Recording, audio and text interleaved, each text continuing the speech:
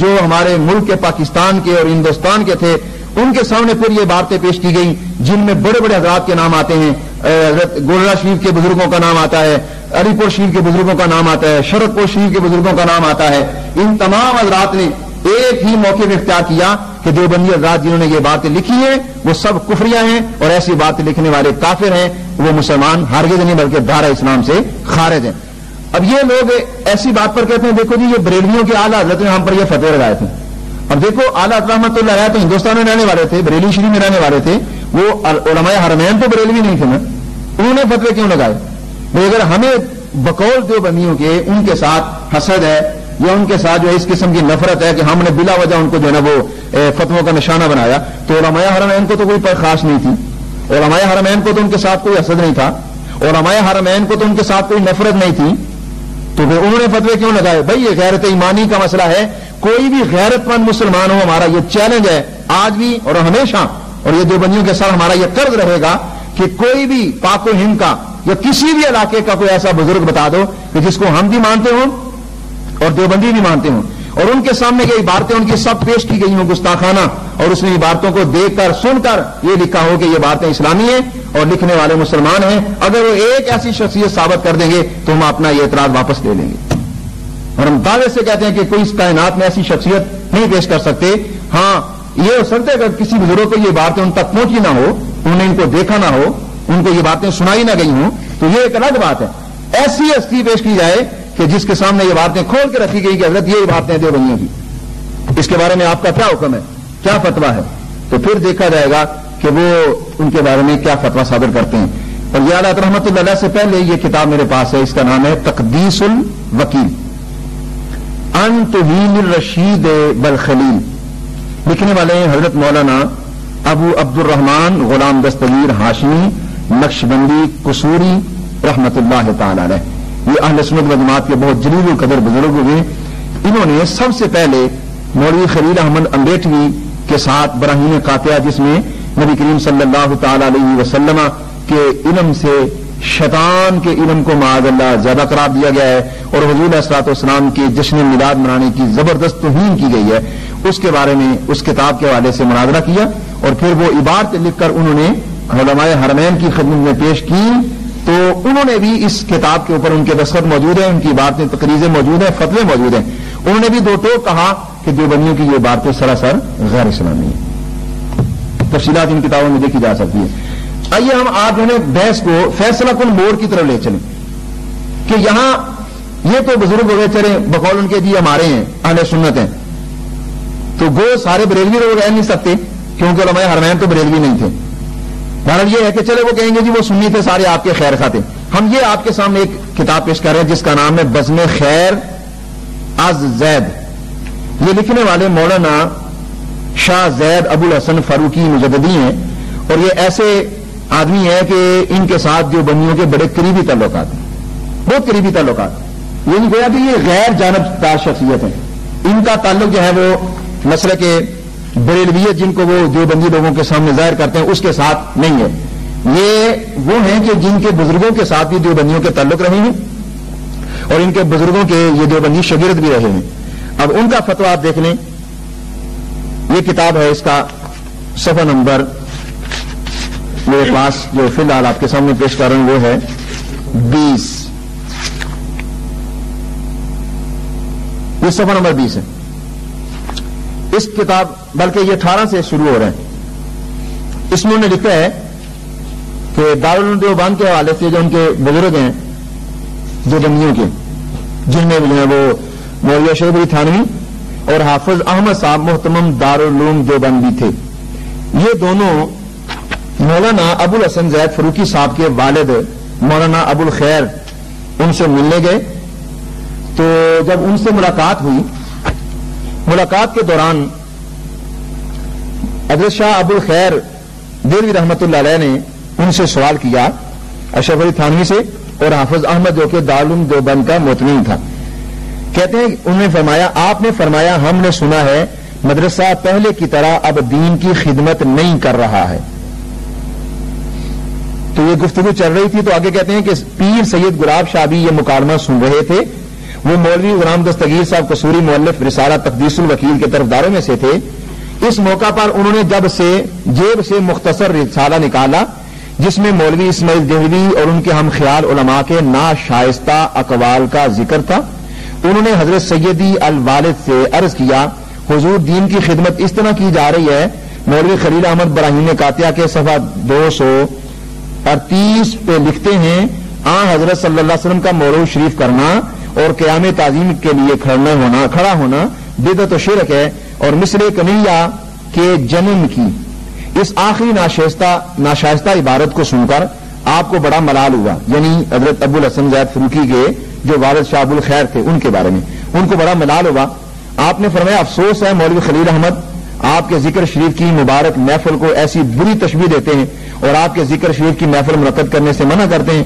آپ نے یہ بھی ارشاد کیا جہاں کوئی جلسہ ہوتا ہے حسب ضرورت اور حسب احوال اس جگہ کو پاک اور صاف کیا جاتا ہے اور زیب و زینت دیتے ہیں.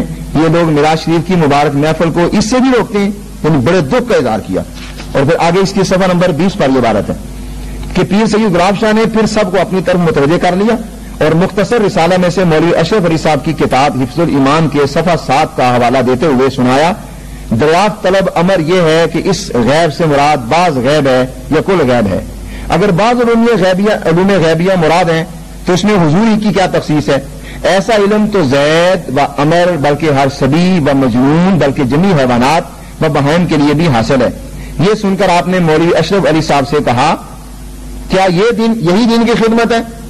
تو شاہ ابو الخیر نے فرمایا مولوی اشرف تھانی سے کہ تم کہتے ہو ہم بڑی دین کی خدمت کر رہے ہیں تو یہ تم نے حضور کے علم کی اتنی توہین کی ہے کہ یہی دین کی خدمت معاذ اللہ جو بنیوں کو یہی خدمت مبارک ہے. تو کہتے ہیں تمہارے بڑے تو ہمارے طریقے پر تھے. یعنی ان کے بڑے جو حضرت شاہ حاجی امداد اللہ مہاجر مکی ہیں یا ان کے جو اکابر ہیں ان کے بارے میں کہا وہ تو ہمارے طریقے پر تھے اور ان کے عقائد درست تھے. وہ میلاد مناتے تھے حضور کے علم غیب مانتے تھے. تو کہتے ہیں جب یہ بات ہوئی تو انہوں نے کہا تمہارے بڑے تو ہمارے طریقہ پر تھے تم نے اس کے خلاف کیوں کیا. مولوی صاحب نے کہا میں نے اس عبارت کی توضیح اپنے دوسرے رسالہ میں کر دی ہے. آپ نے باجواب ارشاد فرمایا تمہارے اس رسالہ کو پڑھ کر کتنے لوگ گمراہ ہوئے. ہم دوسرے رسالہ کو لے کر کیا کریں کہ تم نے یہ رسالہ لے کر کتنے لوگوں کو گمراہ کر دیا بے دین کر دیا بے ادب کر دیا. تو دوسرے رسالے کی بات کر اس میں وضاحت کر دی ہے. تو پھر وہ نماز پڑھنے لگے تو نماز پڑھنے سے پہلے انہوں نے اشرف تھانی وغیرہ سے کہا ہماری نماز کوئی خراب نہ کرے.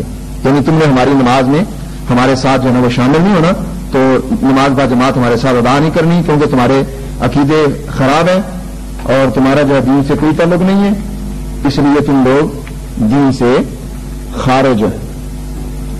اب یہ جو بندی ہے محمد عبد المجید صدیقی ایڈوکیٹ اس کی کتاب ہے سیرت النبی بعد از وصال النبی حصہ ششم یہ چھٹا حصہ اس کا.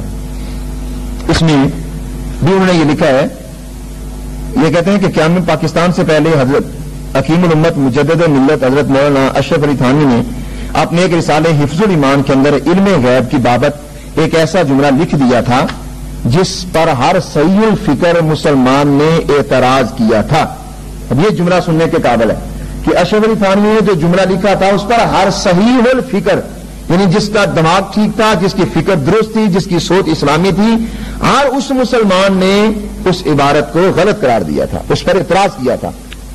پس مجروح قلوب پر مرم کی خاتون مولانا تھانوی نے 1329 ہجری میں رسالہ بسط البنان تحریر فرمایا مگر اس کا خاطر خواہ اثر نہ ہوا. کچھ عرصے کے بعد حضرت تھانوی حیدرآباد دکن تشریف لے گئے جہاں اس زمانے میں حضرت مولانا محمد قاسم نندوی کے خلف رشید حضرت مولانا حافظ محمد احمد چیف جسٹس تھے. حافظ صاحب کے مکان پر علماء کا اجتماع تھا اور حضرت تھانوی بھی موجود تھے اور پیر صاحب حضرت سید محمد بغدادی حیدرآبادی بھی مدعو تھے. ان کی خدمت میں رسالہ حفظ الایمان پیش کیا گیا جس میں اس جملے کو پڑھ کر آپ نے فرمایا کہ اس عبارت سے تو بوئے کفر آتی ہے.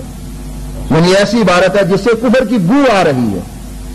ایسے بزرگ جو کہ ان کو بھی مسلم تھے اور باقی مسلمانوں کے بھی مسلم تھے ان کے سامنے عبارت پیش کی گئی. یہ جو بندی خود لکھ رہے ہیں انہوں نے کہا کہ اس سے کفر کی بدبو آ رہی ہے. تو وہ ہمارا دعویٰ ثابت ہو گیا کہ ایسا بزرگ جو بھی مسلم ہو ان دا فری کیمپ اس کے سامنے عبارت پیش کی جائے تو اس کو کبھی اسلامی نہیں کہہ سکتا بلکہ اس کو کفر ہی قرار دے گا. اور یہاں یہ ایک بڑے مزیدار جو ہے نا وہ جملہ سنا کے اس بات کو ہم ختم کر رہے ہیں. کہتے ہیں کہ اور خلاف فتویٰ دیا. انہوں نے اس کو کفر والی عبارت بھی قرار دیا اور اس کے خلاف فتویٰ بھی دیا. چند روز بعد حضرت بغدادی نے حضرت رسول مقبول صلی اللہ علیہ وسلم کو خواب میں دیکھا کہ آپ کے حفظ الایمان کی وہ عبارت رد کرنے اور اس کو اقبح بہت بری ترین کہنے پر اظہار خوشی فرما رہے ہیں. اور فرمایا ہم تم سے خوش ہوئے, تم کیا چاہتے ہو؟ آپ نے کیا میری تمنا ہے کہ اپنی باقی عمر مدینہ منورہ میں بسر کروں اور وہاں کی مٹی میں دفن ہوں. آپ کی درخواست منظور ہو گئی. اس کے بعد آپ مدینہ منورہ ہجرت کر گئے اور 10 سال وہاں مقیم رہ کر 1354 ہجری میں وہیں وصال فرمایا. یعنی اس آدمی سے سرکار اتنے خوش ہوئے جس نے دیوبندی اشرفی تھانوی کی عبارت کو کفریہ قرار دیا, جس میں سرکار کے علم کی توہین تھی, اور سرکار نے فرمایا میں تم سے خوش ہو گیا, اب بتا تو کیا چاہتا ہے؟ جو چاہتا ہے میں تیرا نبی اس کو پورا کرنے آیا. تو انہوں نے کہا حضور میں مدینے جانا چاہتا ہوں. فرمایا مدینے آ جا ہمارے. تو سرکار دو عالم صلی اللہ تعالی علیہ وسلم نے ان کو مدینے بلا لیا, جس سے واضح ہے کہ ان عبارات کو کفر قرار دینے والے اور ان عبارات کو گستاخانہ قرار دینے والوں پر سرکار مدینہ محمد مصطفیٰ راضی اور خوش ہے الحمدللہ. بس اسی طرح یہ ہمارے پاس یہ کتاب ہے ملفوظات حکیم الامت دیوبندیوں کے مولوی اشرف علی تھانوی کی, اور اس کا جو ہے نا اس کی جلد نمبر 5 ہے. اس کا صفحہ 296 ہے. بڑی مزیدار بات لکھی اس نے, کیونکہ کہتے ہیں کہ چہرہ تاریخ پر تھے گو نقابوں پر نقاب, حقیقت پھر حقیقت ہی نمایاں ہو گئی. جو حقیقت ہوتی ہے وہ نمایاں ہو جاتی ہے.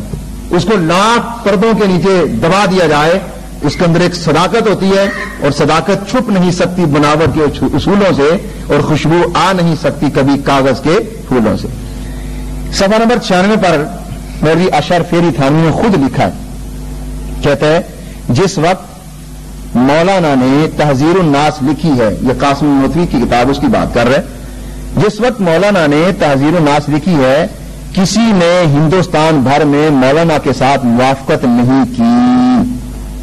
یہ عبارت موجود ہے اس کی کہ پورے ہندوستان میں کسی آدمی نے بھی, کسی مسلمان نے مولوی قاسم نانوتوی کی تحذیر الناس جو کتاب اس نے لکھی ہے اس کی بالکل حمایت نہیں کی, بلکہ اس کو جو ہے نا غلط قرار دیا, غیر اسلامی قرار دیا, اس کو جو ہے نا وہ دائرہ اسلام سے خارج قرار دیا. اور اسی طرح یہ کتاب ہمارے پاس قصص الاکابر لحصص الاصاغر, لکھنے والا حکیم الامت حضرت مولانا اشرف علی تھانوی, ان کا لکھا ہوگا یہ جملہ. اس کے صفحہ نمبر 159 پر لکھتا ہے اسی طرح جب مولانا محمد قاسم صاحب رحمۃ اللہ علیہ نے کتاب تحذیر الناس لکھی تو سب نے مولانا محمد قاسم صاحب کی مخالفت کی. ادھر لکھا ہے کہ حمایت نہیں کی, موافقت نہیں کی, ادھر لکھا ہے مخالفت کی. اب اگر ان کی مخالفت کرنے والوں پر جو بندیوں کو اعتراض ہے تو پورا ہندوستان ان کی مخالفت کر رہا تھا, تو کیا پورا ہندوستان غلط تھا؟ معاذ اللہ, پورے ہندوستان کو جو ہے نا وہ سوچ نصیب نہیں جو دیوبندیوں کو نصیب ہوئی ہے. پورے ہندوستان کو معاذ اللہ یہ مسئلہ سمجھ میں نہیں آیا جو دیوبندیوں کو آیا ہے. الحمدللہ یہ بات واضح ہو گئی ہے کہ جو بات اہل سنت و جماعت نے دیوبندیوں کے بارے میں کہی کہ ان کی عبارات گستاخانہ ہے, پورا ہندوستان بیک زبان وہی بات کر رہا تھا. اور مزہ تو یہ ہے کہ ان کے اپنے بولیں, اس طرح کے 2 حوالے پہلے آئے, اور تیسرا حوالہ یہ کتاب ہے میرے پاس جس کا نام ہے حفظ الایمان. یہ 3 کتابیں ہیں اصل میں, حفظ الایمان ما بسط البنان و تغییر العنوان. تینوں کتابیں مولوی اشرف علی تھانوی کی لکھی ہوئی ہیں. یہ دیکھیں 3 نام اس کے, اور اس کے صفحہ نمبر 28 پر تغییر العنوان فی بعض عبارات حفظ الایمان. اس میں یہ لکھا ہوا ہے کہ اشرف علی تھانوی نے جب نبی کریم صلی اللہ علیہ وسلم کے علم کو توہین کرتے ہوئے علم شریف کی پاگلوں کے ساتھ تشبیہ دی, جانوروں کے ساتھ تشبیہ دی, کہا کہ ایسا علم تو ان کو بھی معذرت جانوروں کو بھی حاصل ہے اور بیل گدے کو بھی, یعنی ان کو بہائم کو حاصل ہے. تو پھر مسلمان نے ان کی مخالفت کی, اور اس کا کوئی جواب دیوبندیوں سے نہ بن پڑا. تو پھر دیوبندی اشرف علی تھانوی کے مریدوں نے خط لکھا کہ ہمارے کیا گلے میں تم نے بلا ڈال دی ہے اور گلے میں مصیبت ڈال دی ہے, ہم اس کا جو ہے نا جواب دیتے دیتے تھک جاتے ہیں, اس کا جواب بانی نہیں پڑتا, ہم تمہیں بڑا مسلمان ثابت کرنا چاہتے ہیں, تو مسلمان ہی ثابت نہیں ہوتا, تو ہمارے جو ہے نا پیچھے سے بڑا کو ٹال دے.